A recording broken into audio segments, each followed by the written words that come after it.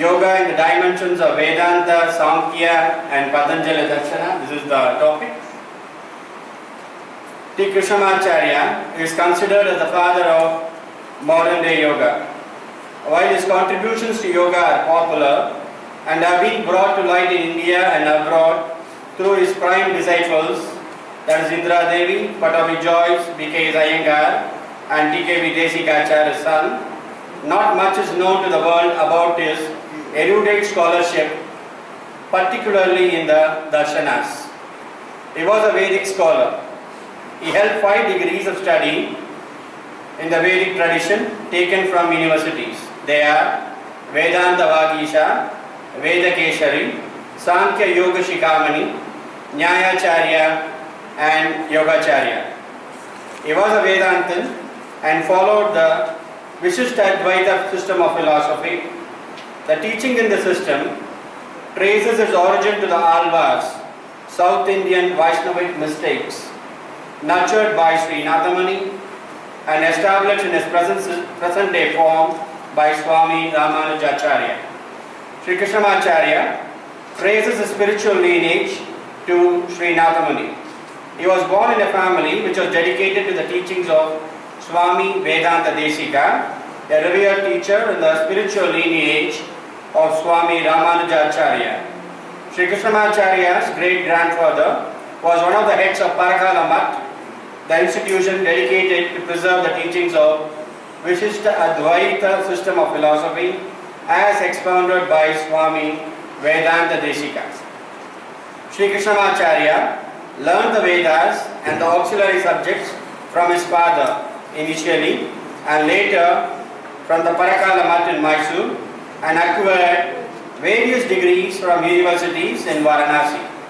He trekked the Himalayas to learn yoga from Swami Rama Mohana Brahmachari in the foothills of Kailash mountain. Sri Krishnamacharya, under mystic circumstances, gained access to the ancient text called Yoga Rahasya, authored by Sri Nathamani, the Vaishnavite side. He based his teachings on the text and combined the principles and practice of yoga with the Vedanta of the Vishishta Advaita system. Sri Krishnamacharya had written commentaries for Yoga Sutra and Brahma Sutra in Sanskrit. The commentary for the Samadhipada, first chapter of Yoga Sutra, has been published by Kaivalyadhama. Now for the Darsanas, the introduction. You all know Samkhya, Yoga and Vedanta belong to the category of Darsanas. Darsanas means that which shows the way. Simply called ancient Indian philosophical thought, there are 6 popular Darsanas. Since they profess their theory based on the Vedas, they are called Vaidika Darsanas. The other 3 Vaidika Darsanas are Nyaya, Vaisheshika and Purva Mimamsa. 2 other Darsanas which don't have Vedas as authority but have their origin in India are Buddhism and Jainism. Darsanas in general were attempts to find the ways to get rid of suffering, dukkham. There are wide differences of opinion among the Darsanas. The teachings of the 3 Darsanas existed even before they were formally and separately put into the classified text called Darsanas. The texts which are considered as authority in establishing the teachings of the Darsanas are in sutra form of literature, while Patanjali's Yoga Sutras and Bhadarayana's Vedanta Sutras are available in their original form and use. Sankhya Karika of Ishvara Krishna is widely used for Sankhya Darshana. All these texts need to be studied under a teacher to understand the real import of their teachings. Over centuries, these texts have been preserved by great teachers by teaching them to their students, and these teachings have been recorded as commentaries, sub-commentaries, notes, etc. Now, a comparison of the Darsanas. A simple formula for understanding the Darsanas is through finding answers for the 3 concepts, namely Tattva, Hita and Purushartha. These are based on the 5 principles of understanding called Artha Panchakam found in the Pancharatra Agamas Vishishtadvaita. Tattva means truth, reality, true principle. Hita means the way, the means, the path. And Purushartha means the goal, the purpose of human existence. The comparison of the three darshanas at a glance, based on the above three concepts, is given now. Darsana, Samkhya is a darshana. The tattva principle behind that is Purusha and Prakriti. The means to attain that is through Jnana, knowledge, and the goal, Purushartha, is Kaivalya. When you see Yoga Darshana, the principle behind is Ishvara, Drashta, and Drishyam. And the means is, even though you have more, the main is Ashtanga Yoga. And the Purushartha is again Kaivalyam. And when it comes to Vedanta Darshana, the principle is Brahman, Chetana, and Achetana. And the means are Jnana and Upasana. And the goal is not Kaivalyam, it's moksha, liberation. Now let us take tattvas and see the differences among the darshanas in respect of the tattva, the principle. Samkhya and Yoga are considered as twins. Samkhya is called Nirishwara Yoga, without Ishvara, and Yoga is called Sa Ishvara Samkhya. Samkhya with Ishvara, to denote their closeness of teaching. However, Vedanta vehemently refutes both Samkhya and Yoga. The reference of this is Vedanta Sutras 212 and 213. Samkhya Karika of Ishvara Krishna by T.G. Mainkar. The refutation relates mainly to the nature of Brahman, Supreme Being, as the material cause, Upadana Karana, and efficient cause, Nimitta Karana. Samkhya considers that the evolution of the universe is by the play of Prakriti itself through its gunas and no other external causes needed. Gunas operate by themselves and thus there is no need for an external agency like Supreme Being. Yoga considers Ishvara as the efficient cause and still holds on to the Samkhya view that the material causes Prakriti itself, and gives an example of a farmer who just adjusts the bunds in a field to let the flow of water and does not directly interfere with the cultivation. This is Yoga Sutra chapter 4.3. Nimittam prayojakam prakritinam varana vedastu tata shetri kavata, like a farmer just adjusting the bund and allowing the water to flow. Gunas operate by themselves and thus there is no need for an external agency like Supreme Being. Yoga considers Ishvara as the efficient cause and still holds on to the Samkhya view that the material causes Prakriti itself and gives the example of a farmer who just adjusts the band. That's what I gave now. Vedanta Sutra refute both these theories. Vedanta Sutra, chapter 2, subsection 1, 2 and 3. At this point, it should be stated that the principal commentators of the Vedanta Sutras, while commenting on the Vedanta Sutras 2 and 3, Etena Yoga Pratyuktaha, have anonymously stated that the Sutra, while rejecting the philosophy of yoga, particularly with reference to evolution of the universe, does not reject the yoga practices. Thus, it is mainly at the level of the tattva, the philosophy, there is important difference of opinion among the darshanas.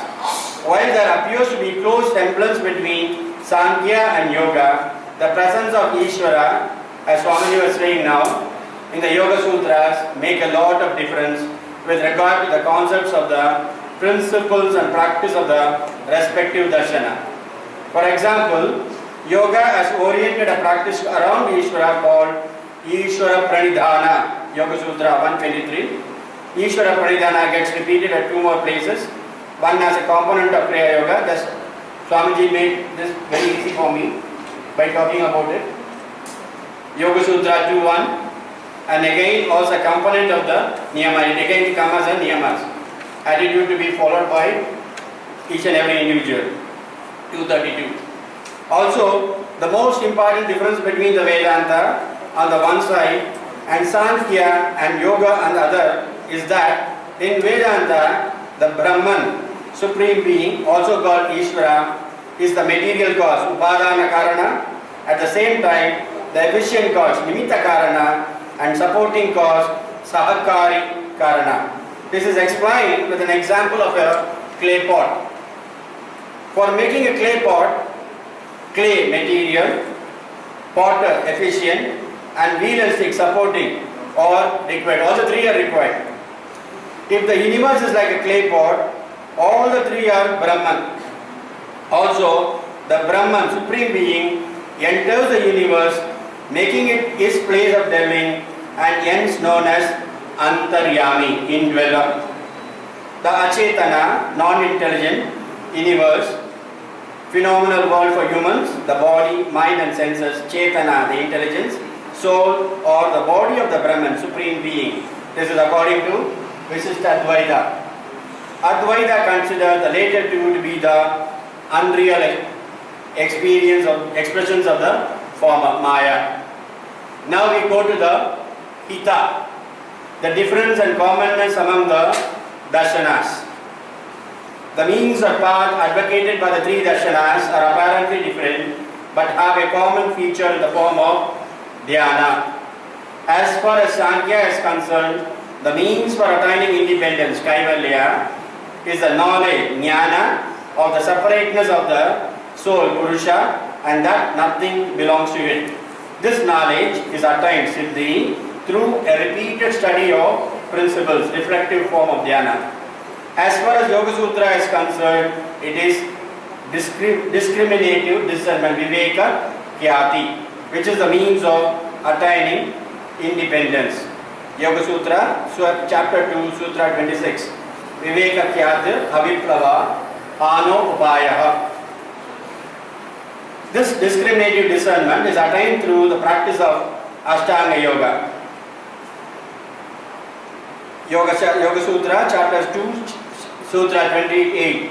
Yoganga Anushtana Atudikshaye Jnana Diti Aviveka Kyatehe. Dhyana is central in the scheme of Ashtanga Yoga. As far as Vedanta is concerned, the main means is very clearly stated as Dhyana, and that too in seated posture without any movements. Vedanta Sutra, chapter 4, section 1, Sutra 7, 8 and 9. The Dhyana results in attainment of knowledge of Brahman and the destruction of previous sins and non-clinging of subsequent sins. As can be seen from the above, the connecting link between the means of the three darshanas is Dhyana, though in different forms, with Upanishads being the base of the three. Now we go to the third, Purushartha, the difference among the darshanas. Even though the ultimate goal, Purushartha, is denoted by the same word, Kaivalya, in Samkhya and Yoga Sutra, there is subtle and important difference. Kaivalya generally means independence, freedom, Kevalasya Bhava, Kaivalya. Who gets independence is the key question. In Samkhya, it is a Prakriti which was bound, gets released, as the Purusha was never bound and hence never released. Samkhya Karika, Shloka 62. Thus, very least, Purusha is never bound, nor is he released, nor does he migrate. It is the Prakriti being the support of manifold creation that migrate, is bound and released.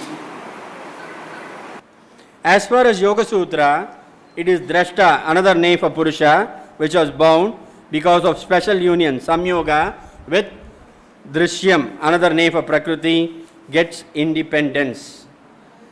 Yoga Sutra, chapter 2, Sutra 25. By removal of wrong knowledge, conjunction is removed. This is absolute freedom of the seer. Tada abhavat, samyoga abhavo, hanam, tadrishe, kaivalyam. This is a sutra. In Vedanta, the ultimate goal is moksha, which means liberation. The word moksha also known as mukti, as muk as its root, which means free, let go, liberate and release. The liberation is the bondage from the cycle of birth and death. Janma samsara bandhanat muchyate. Vedanta Sutra, chapter 4, section 4, Sutra 22. There is no return for these related souls because the scriptures say so.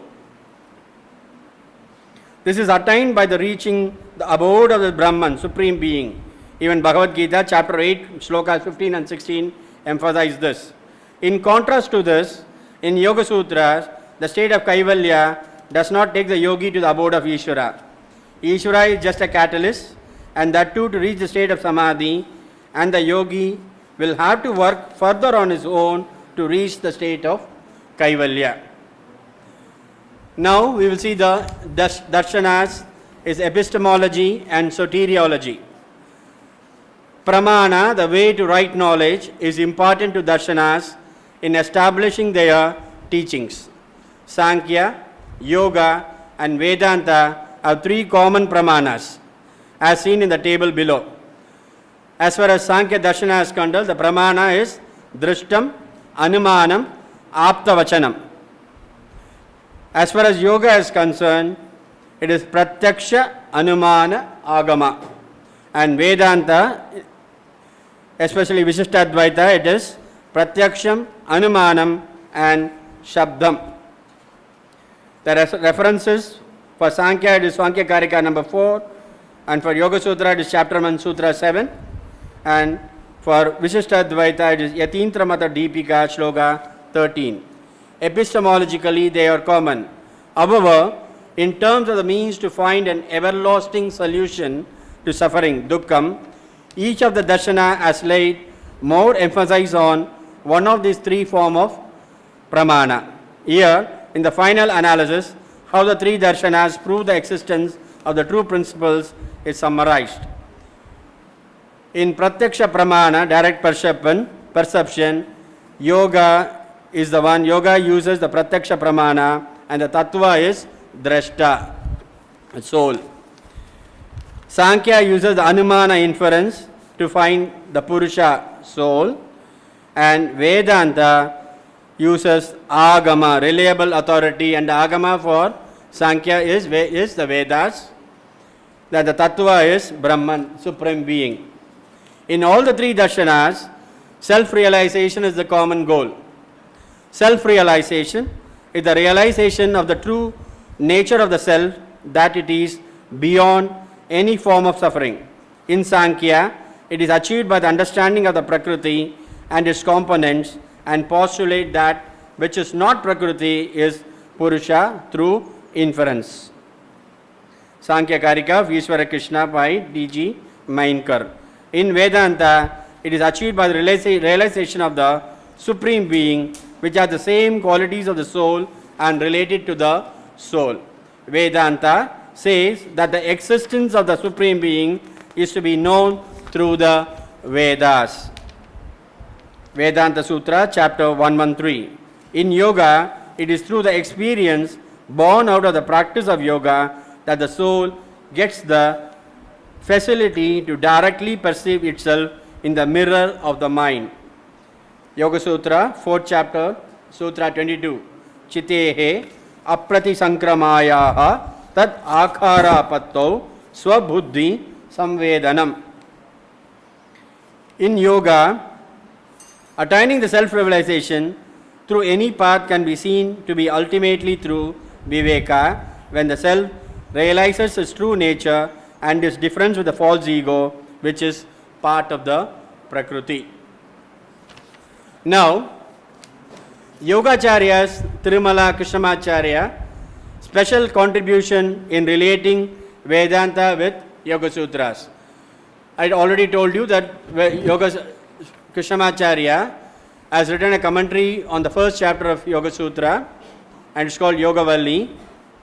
In his commentary on Yoga Sutras called Yogavalli, the following references are worth mentioning here to bring out how the Yogacharya related the principles of Vedanta as found in the Vishishtadvaita tradition to Yoga Sutras. In Yoga Sutra 1.1, Atha Yoga Anushasanam.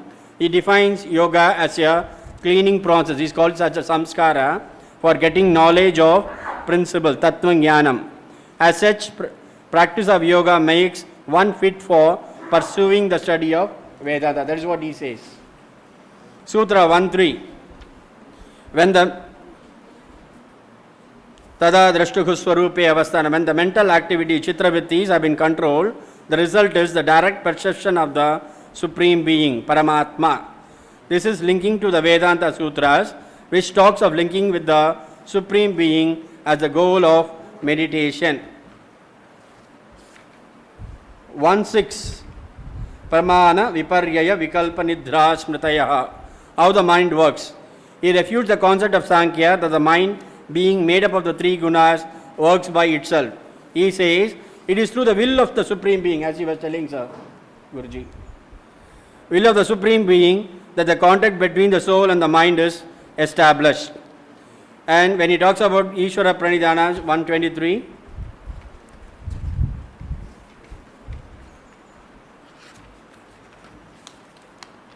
Ishvara Pranidhana Dva, he explains the word Ishvara as Paramatma, the Supreme Soul, with the consort.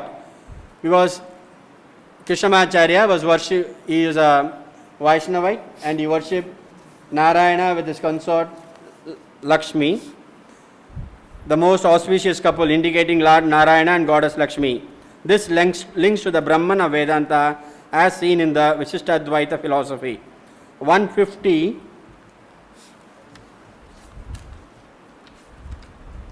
Tajja samskara, anya samskara pratibandhi.